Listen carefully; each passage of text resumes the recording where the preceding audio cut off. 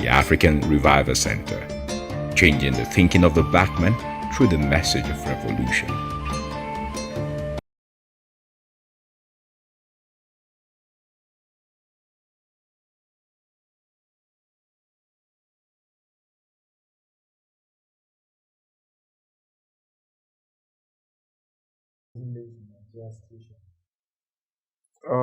First of all, I need to let you know that my assignment is to the black man, to the black race, whether you're in Africa or outside Africa. But because I live in Nigeria, and Nigeria is the most populous black country on earth, there is need for us to, there is need for the message of revolution to the black man to be interrupted, to focus on, they say charity begins at home. If you are in a country and you have a continental assignment, you start from where you are. And I think that Nigeria is strategic to the fulfillment of that vision. So for me, Nigeria is at the center of Africa and is the largest in terms of population, not any other thing, just proliferation of humans. But I think that it's still strategic to the emergence of developed nations, black nations in Africa.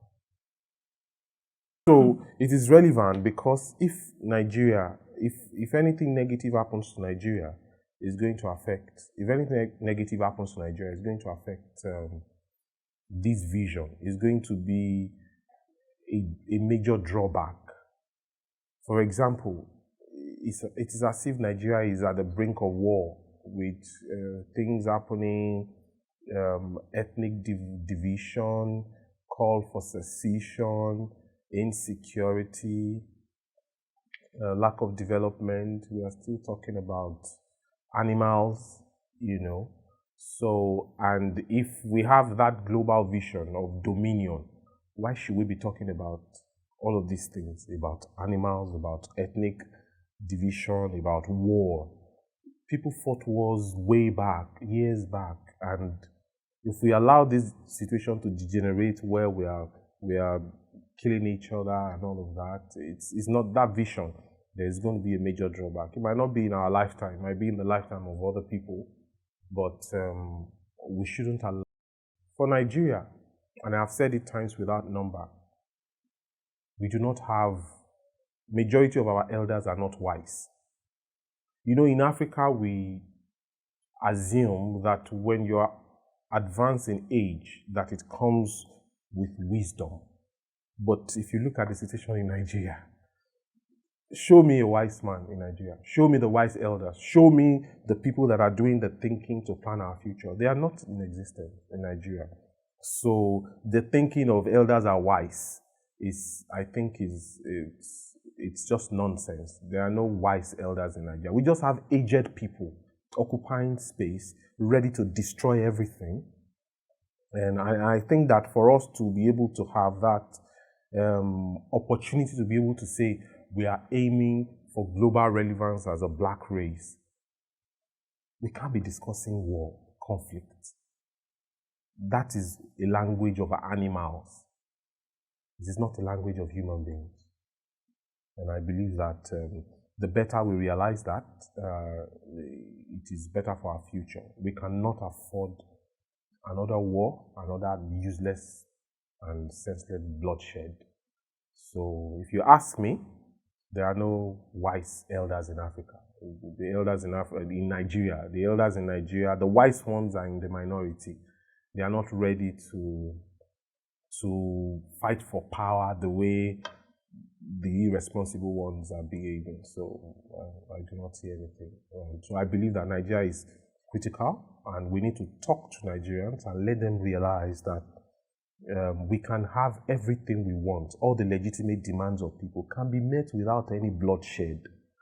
But people are thirsty for bloodshed. People are thirsty for war, and I think that is only possible in the planet of animals, in the planet of monkeys, in the planet of apes.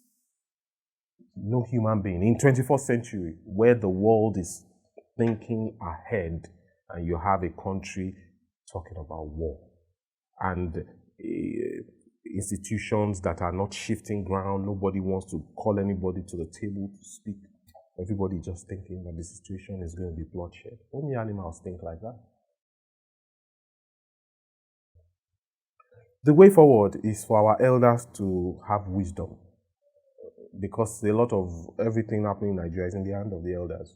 It is not the young people that are doing anything. There was one, I heard one elder saying that if you young people want to get power, don't wait for it to be handed over to you. Grab it. And I asked myself, what does that mean? Don't wait. Grab it. Bobby Wine in Uganda is trying to grab it. You know what is happening to him. And that is the same story of a lot of Nigerians.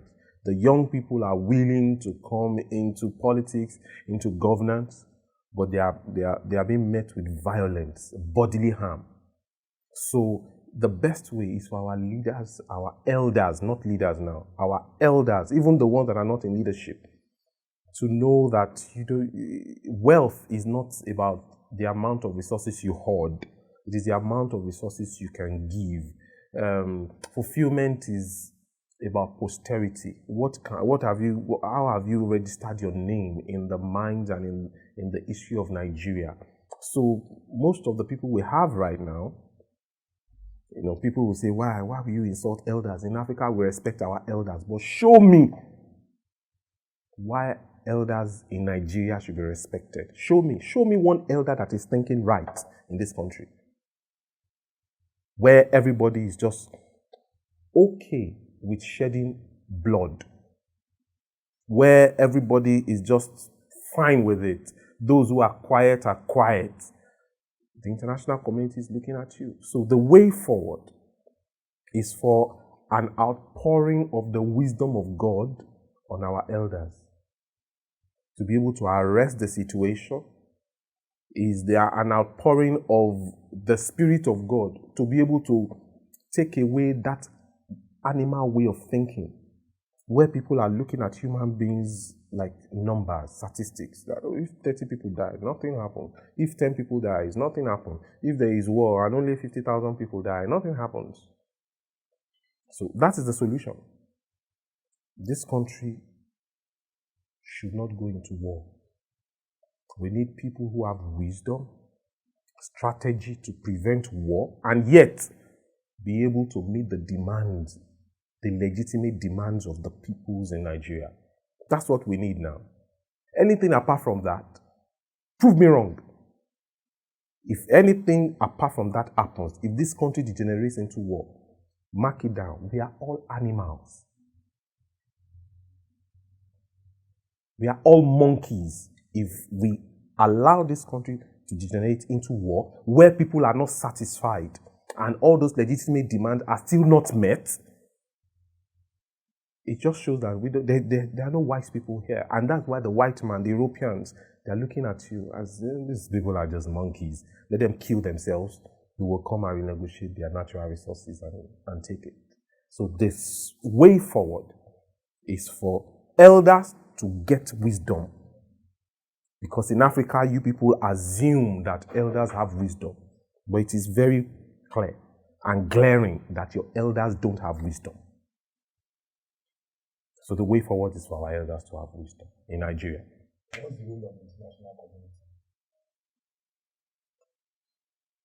You see, prior to now, different studies would place all the blame of what is happening in Africa on the international community. Why is the international community not interfering? In Rwanda, they had the opportunity to interfere. They didn't. All of these historical events should teach us a lesson that the international communities, they don't really care about the life of a black man in Africa. The most valuable thing on this continent are under our soil. Petroleum resources, mineral resources. Those are the most valuable thing. Left to them, if you are like a continent of 1 billion people, if 500 million of you dies in war, if corona will not kill you, if you die in war, they don't care. So we should not, we have talked about slavery, we've talked about colonization, and we put all the blame on them. Even if they want you to fight, can't the Africans use their own brain? From Ethiopia to Eritrea to Central African Republic to Democratic Republic of Congo to Sudan, there's been wanton waste of lives. And which shows that really we are in an animal kingdom.